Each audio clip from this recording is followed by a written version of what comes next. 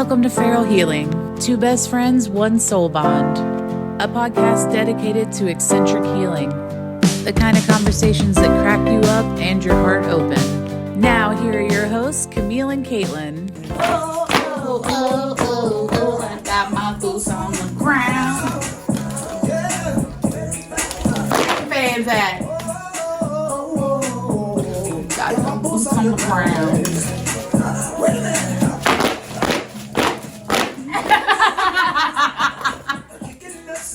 I need everybody to know we have tried 4 times for this episode. And when that weed starts, I can't stop it.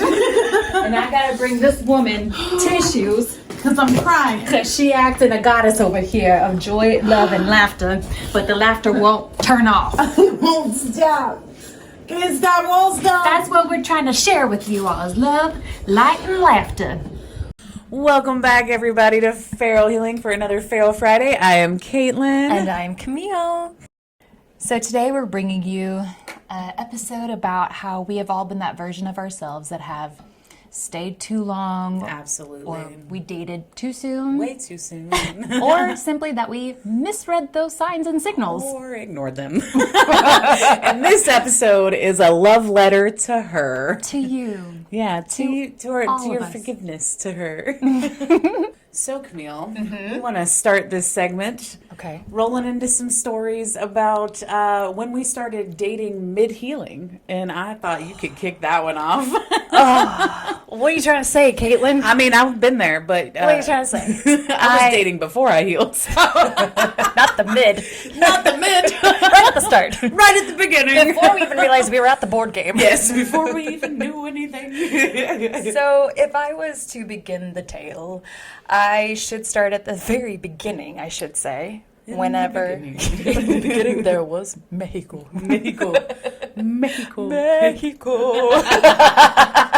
It's so funny that we both have shared so many stories in Mexico. Yes. Like, not together, but, you know. Yeah. So, fun fact, we are eventually going to be posting about the memoirs Yes. and the very odd, unique parallels that we've lived. We've lived, yeah. I'm also avoiding this topic. Can you tell? I'm Yeah, just like actively running away from these stories.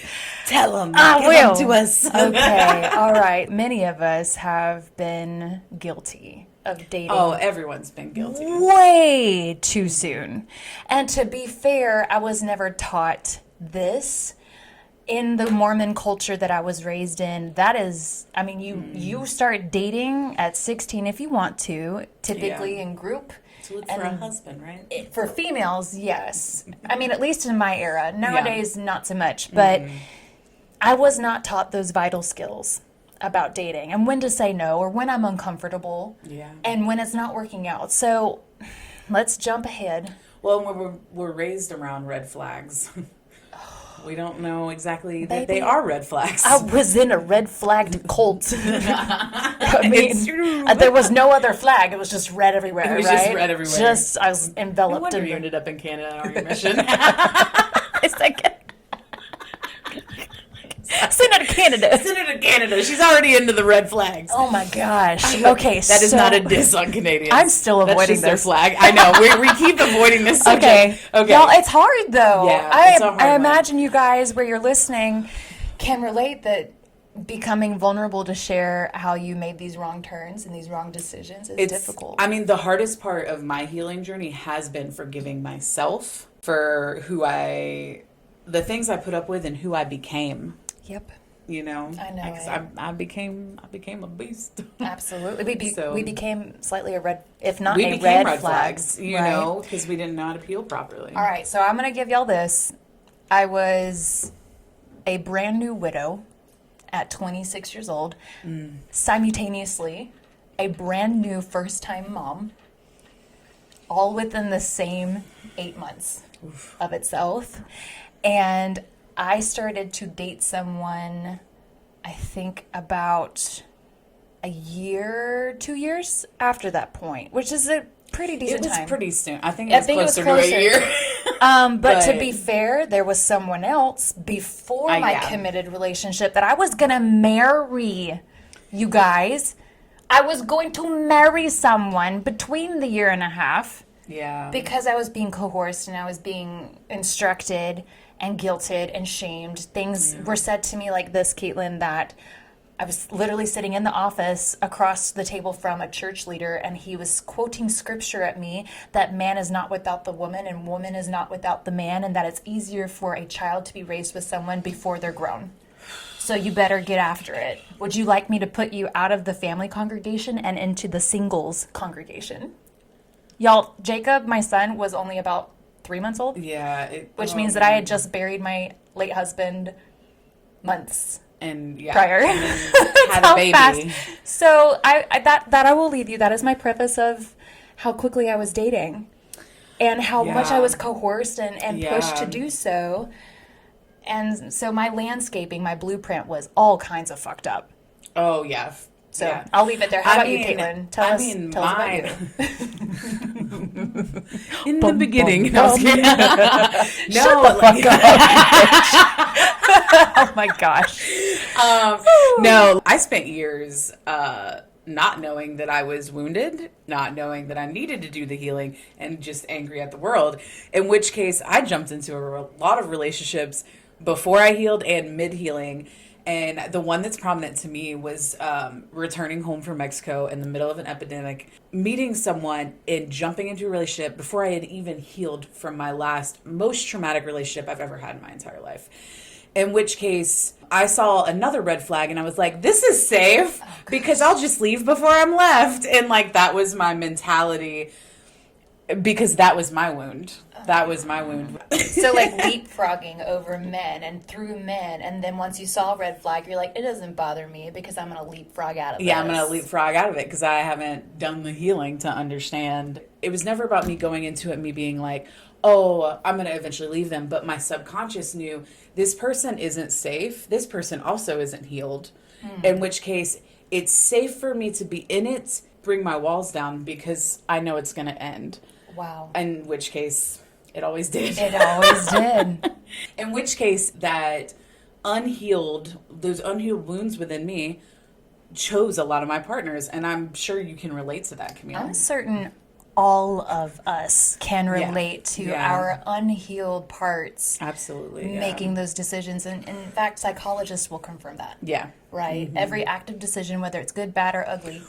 Well, psychologists will confirm it, and then spiritualists will as well, because in the spiritual world, you meet the unhealed version of you until you heal. Ooh. In each relationship, you are meeting an unhealed, whatever level of healed you are, that's what you're meeting. Mm-hmm. Keep pulling back the layers. Yeah, that one hurts. So in order to avoid that, because I will say I didn't even know that was a thing. Oh, I had no education, and I hope that other people out there that are listening, it's okay. Yeah. If you don't have the education, well, now we have the world of internet. We have all these books, and we have everything at our disposal to reach and grab. And all I knew, Caitlin, was that I had a therapist, like, green light me out. He's like, oh, you're fine. Just let me know if you want to come back. Because I was that good at masking. Yeah, right? Well, and that's the point. Like I avoided my parts. I was like, no, yeah, I'm fine. I can get married. I can do the instructions. I can perform what I'm supposed to be doing. It's fine. And all of that was to avoid. It was absolutely to avoid being alone. It was to avoid. I think honestly, my situation was so unique because I went straight into motherhood from grieving. Yeah. And I will tell you this: that most mothers go into grieving. You have postpartum depression alone. So I had this sinking pit. And I think that back then I thought, if I step into that pit, I'm never going to make it out. I have to stay above it for my son, because if I'm suffocating, I'll suffocate him. Well, and the thing with healing is once you open that door, the floodgates are open. And you are supposed to sink. Yeah, that's the point of it, is you're supposed to sink in it to get out of it. And a lot of people don't get that. They think that healing is about getting over all of the dark parts, but the problem is you're in the dark already. Right. And it's about you're healing to find joy again. in your healing to gotta find go through the darkness. positivity and in healthy relationships. You got to go through those shadows. You got to. Your situation brought you avoiding being alone, and mine brought me avoiding commitment. Ooh. Like my wounds brought me avoiding commitment. Like I was never. Okay, tell us about that. Hold on. Thing, buckle in, everybody. Tell us about the difference. So the difference is you're having that avoidance of being alone. You don't take that time to like actually face it or actually heal from any of it. And I avoided commitment because if I don't get into something, I'll never get hurt. Instead of attacking my wound and understanding that that's what it was, I was just like constantly avoiding commitment. Or if I got into a relationship, it would be with someone very toxic who had a lot of red flags, who was unsafe, because I knew that eventually it would end anyways. Now, did I understand that in that moment? Absolutely not. I did not understand that at that moment at all. Looking back after I've done some healing, I'm like, oh, those were easy choices because of course they were major fuck ups. So of course it's easy to blame them and walk away and be like, I'm not the problem. Can I say something? Yes. And I'm going to ask us together to put our walls up. Yeah. Would you say that we manifested our own self-projections? Oh yeah, for sure. In a lot of ways we were fucked up. Well, we had toxicity, and then here we are. Prime example, Tell us. I was a wreck when I came back from Mexico. I had gone through the most traumatic relationship I had ever been in. Also, the very first time in my entire life that I had fell head over heels. I know it. In Me love too. with somebody. I was in my late 20s, early 30s when I fell in love with him.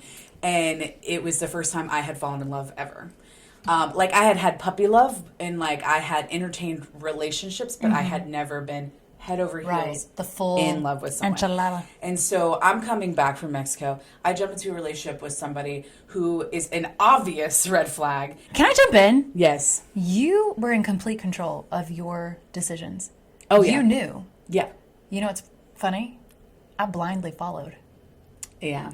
You actively saw and Well, said, and- here I go. And I was like, oh, look, But what's someone loves funny me. is neither one of us knew that's what we were doing. I know. Neither one of us knew that because it was our subconscious telling us what to do.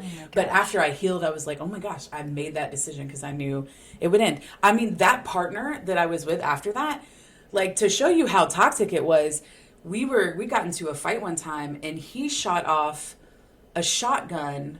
We were arguing and he got the shotgun out and he was threatening his own life. And then he shot off the shotgun in a concrete room and it ricocheted. It could have hit either one of us. I've never even told my family this. Oh my gosh. Well, Because it was, welcome now, guys. Internally, I don't think I really cared what happened to me in that moment because I had done none of the healing. If it would have ricocheted, I would have been like, it is what it is. Like now, after I've done the healing, I'm like, I really went after the most reckless situation because I was so broken and so far in the dark after my last relationship that I just jumped into something that I knew was just, I mean, all of our mutual friends were just like, what are you doing, Caitlin? Like, what are you doing? We all know this is not a good thing for y'all. What are you doing? You know, our wounds are our responsibility to heal. And it took me a long time to forgive myself after making those choices. So, since it's our responsibility, Camille, what would you say that first sign for you was that you're like, oof, I need to heal? I will give a little bit of positivity for that partner I had. Okay. For a moment, I will say that I was handheld delicately at first. Maybe for those of you who have been in a narcissistic style or traits, like not necessarily somebody with bona fide NPD, narcissistic But persona. traits. Y'all, there are 7 different kinds. Yeah. And then you can carry traits and not really Correct. be narcissistic. Or even you can be triggered to deliver certain traits, and it's not really a part of who you are, but you've been triggered, and all of a sudden you're modeling or mirroring what's being given. Yeah. Okay.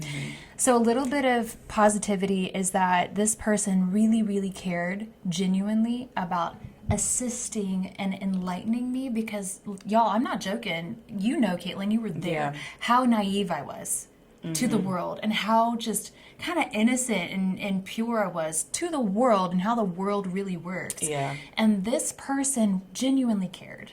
Yeah. He did. He really did.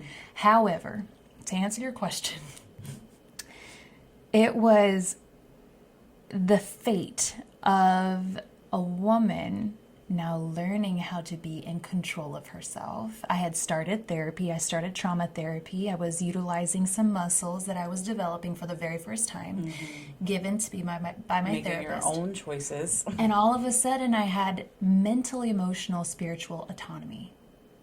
And that is when it started getting really frisky in a not fun way. That was whenever my opinions started to clash.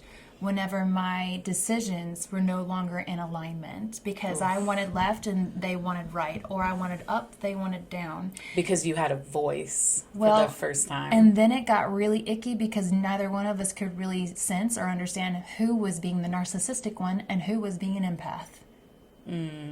So I was in a position where I was constantly in therapy going, is it me? Because I'm being told it's me.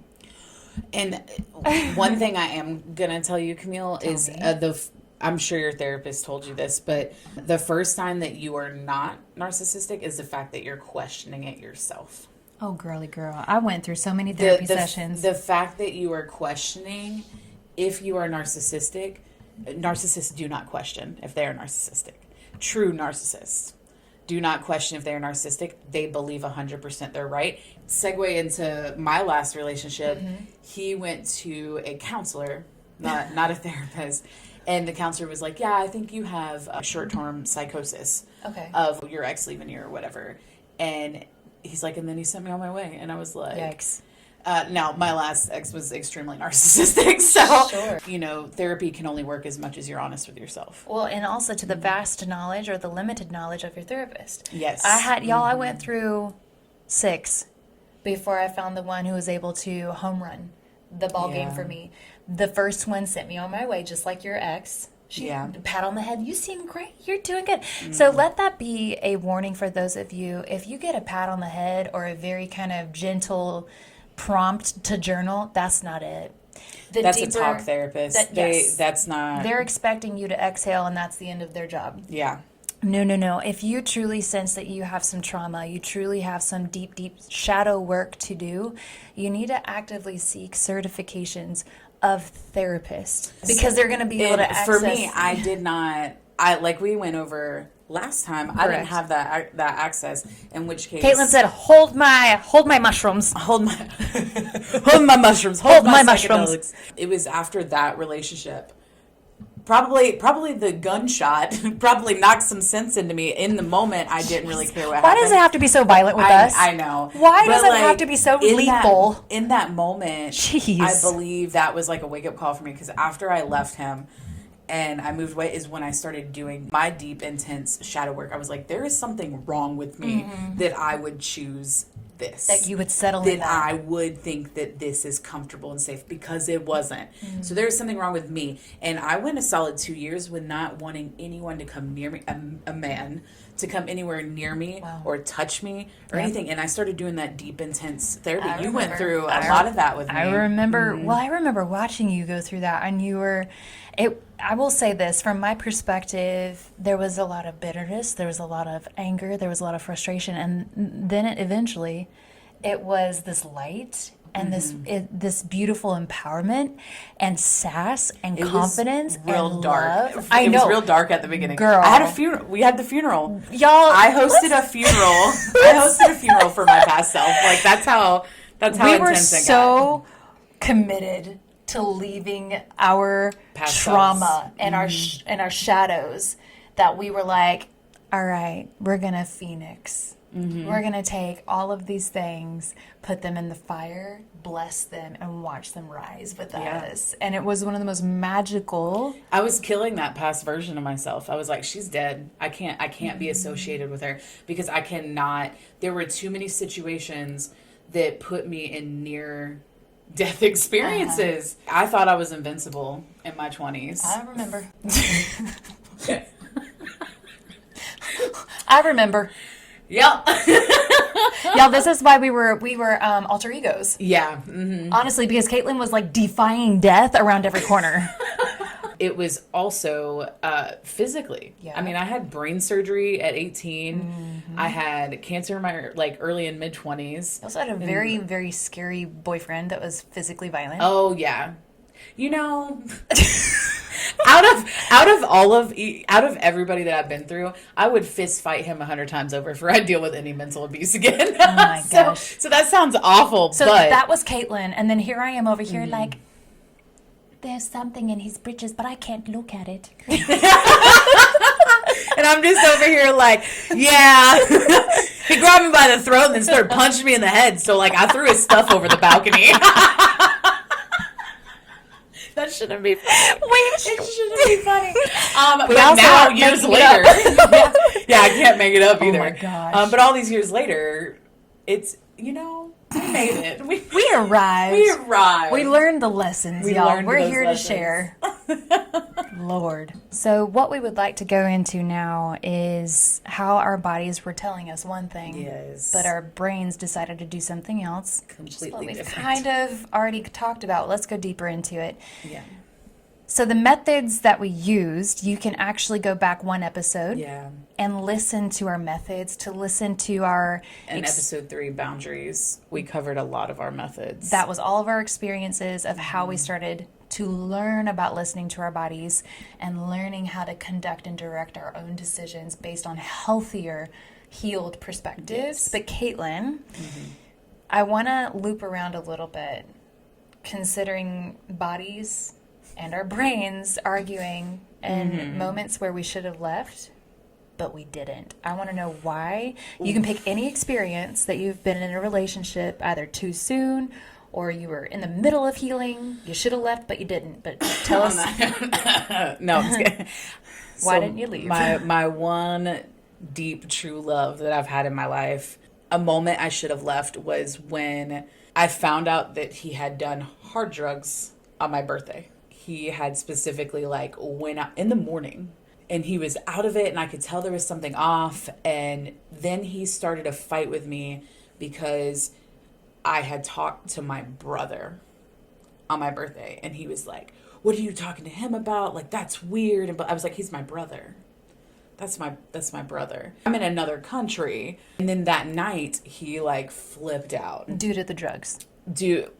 Combo of personality plus Combo drugs. of narcissistic personality disorder. And in that moment, I knew that should have been it. Because the second, not only have I seen the signs that there's something off and you're manipulating and this and that, but now I know you have done hard drugs. I knew at that point. So did you feel unsafe? I did, but I was so set in, I've worked so hard for this relationship. At this point, we had moved from one town to the next. I was living inner city, the only American that was living in this small You gave town. it up. I gave up Everything. Everything. And I had become, my weakness in relationships is I had become so close to his family that I did not want to leave them.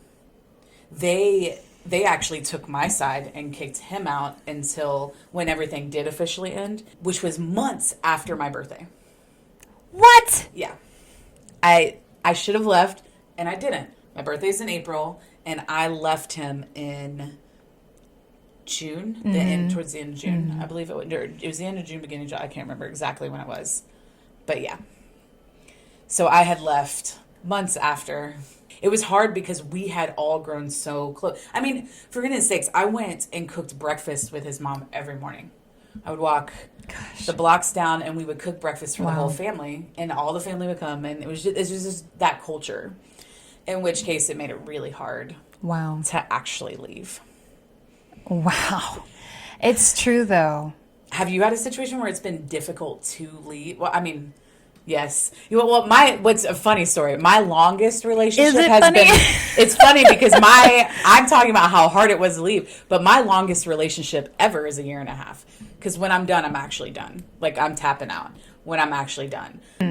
What are some times when it made it difficult for you to leave? You know what comes to my mind oddly right now is my most recent relationship. Of course, I could go into that, but it was fresh. It was religion. Religion? Yeah, baby. The hardest thing I have ever had to leave that I was in love with, that I thought religion. was Okay. my saving salvation, my everything. I've caught up now. I get yeah. Was religion. I just took it to a whole new level for myself. Maybe some of you guys listening, but like, yes, I could go into, that my last relationship, very similar, loved his family, respected and honored. I wanted to be a part of his last name. You know, I was going to have his babies and all these things. I was ready. I stabilized my life. I've done the hard work and I was in therapy. I completed therapy and I was ready to go. And my son loved this person and he cheated. And I should have left and listened to my intuition. When I saw signs of avoidance, I saw signs of disdain. I saw signs of dishonesty. All of these things I, of course, ignored because I was so madly in love with this person. Yeah. But I will actually tell you, it was leaving the religion that told me that I was sealed or bonded forever through all time and eternity to my husband, who is no longer, who had died. Yeah. And that religion told me I was bound to him and that any future man in my life would just be for the here and now. And any children I had would belong to my previous marriage that I was bound in. And I would be forced to request via letter to the prophet to divorce this bonded husband of mine so that I could properly move on and then become resealed to somebody else. Well, in so that relationship, Caitlin, was the hardest one because I felt like I was betraying not only God, Jesus, and everybody there, Israel, but my late husband. Yeah. That was the cruelest thing. Like, when I look back at my most recent relationship, I literally got flick it off of the palm of my hand. Yeah, like, me too. you are Me too. nothing, homeboy. That's how I feel about my last relationship. I was like, you know what? Like, you did me the dirtiest, but like, honestly, that ain't like, nothing. Because in a way, Caitlin, I don't even care. Like, the flick. The flick. I don't even care. Because you went through a total annihilation. Yeah. Of being utterly and completely abandoned by everything, and I went through the same sensation spiritually, and you went through it too. So like in a really deep way, you and I had such a deep visceral awakening, and it took putting us through hell, absolute hell. So there's a quote that I've seen going all around that I actually sent it to my mom to try to explain to her spirituality. And it says that religion is for people who are afraid of hell, and spirituality is for people who have been through hell. Oof. And you can be a spiritualist and still believe in God. Like, that's not 100%. Like, that's 100%. That's not what spirituality is. People tend to misunderstand it. And in which case, I sent her a video where it was like, the guy was explaining, it's in the cracks that you actually find God, and you got to have roots in hell to ascend. And it's like, trees grow up, but they also grow down. Like those dark nights of the soul, those moments that just ripped us apart. That's an understatement. Yeah. That's an understatement. And hopefully some of you out there are in your darkest moments, and you can lean on us. And understand that we've been there and we did not heal right away. Nope. We took years.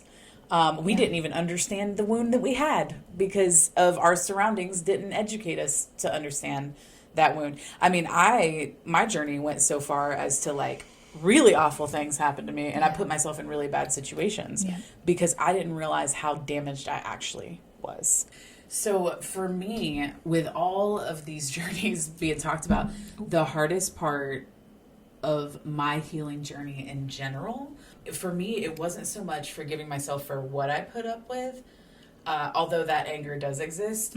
It was more who I became to survive because I didn't know any better. You had to forgive who you became. Who I became to survive because I was never taught any different. Because, you know, I come from a long line of strong women. We shove it down and we keep going. Mechanism. But I became a monster to myself. In which case, I did the most damage to myself because I didn't know any better, because I didn't understand what was happening, and I became a very awful version of me to survive in this world we're living in. And what's funny is the majority of people in that time period of my life would be like, man, like, I wish I could have that mentality. And honestly, it was the worst mentality I've ever had. worst mentality I've ever had.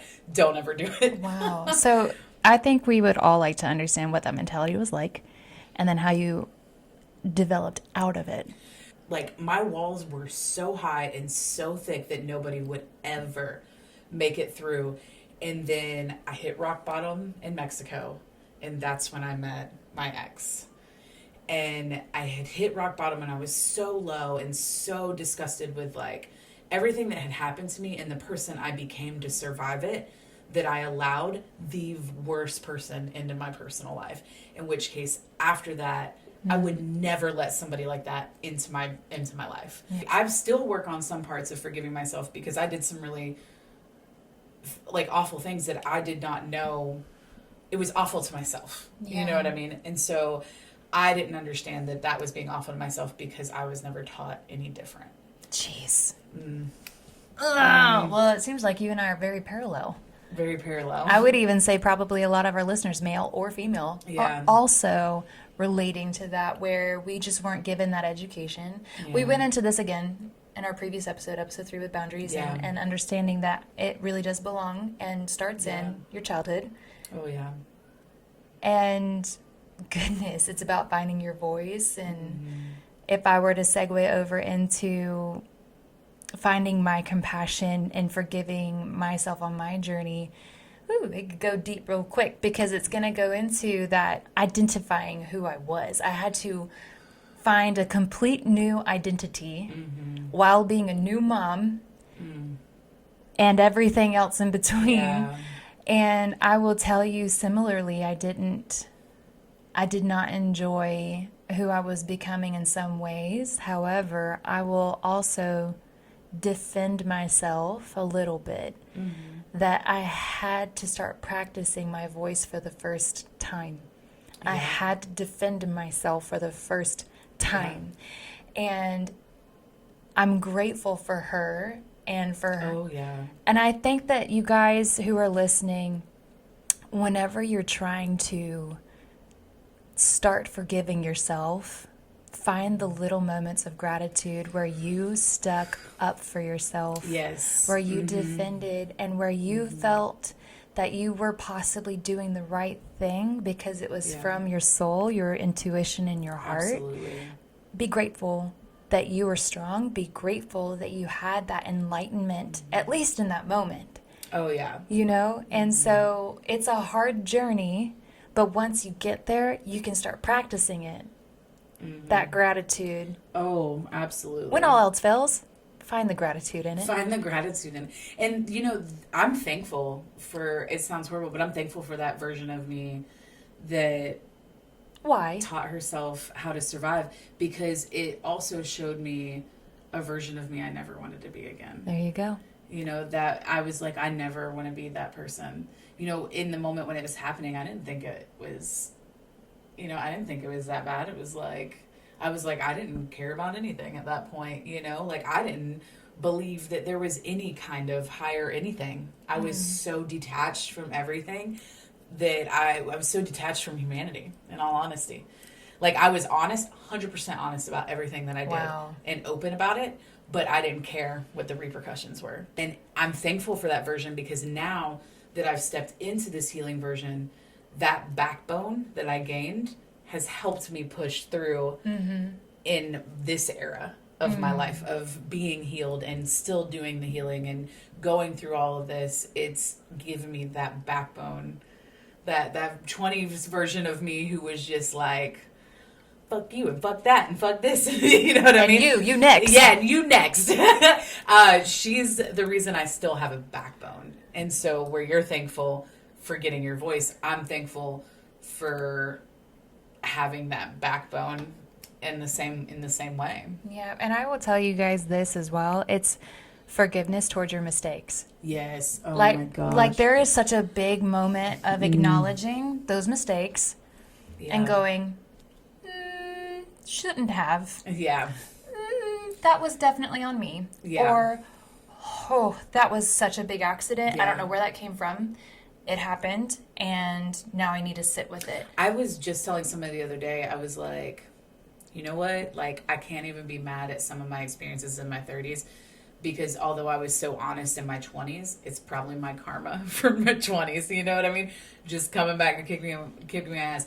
But my 20s was created by my childhood trauma and my teen trauma and all that. In which case, it's like a constant cycle. In which case, I had to break that cycle. But so you guys, I think it's acknowledgement.